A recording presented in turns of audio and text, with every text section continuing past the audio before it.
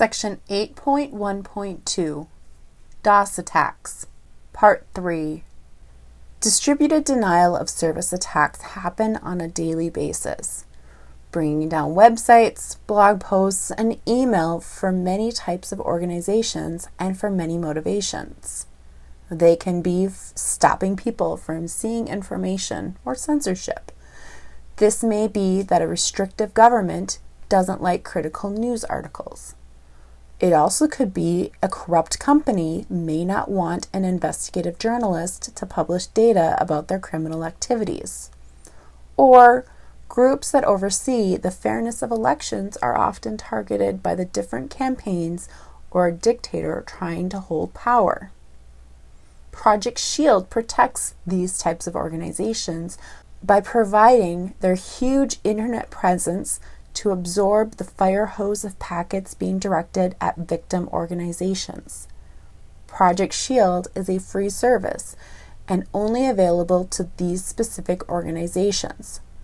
Corporations or other entities needing this type of protection can purchase it from other organizations. Project Shield is a project from Jigsaw, which is a unit within Google that explores threats to open societies and builds technology that inspires scalable solutions. The Project Shield video gives a brief overview of their mission to protect news organizations. Unfortunately, DDoS attacks can be purchased. Imagine that you are a small web-based business and a competitor feels you are too successful.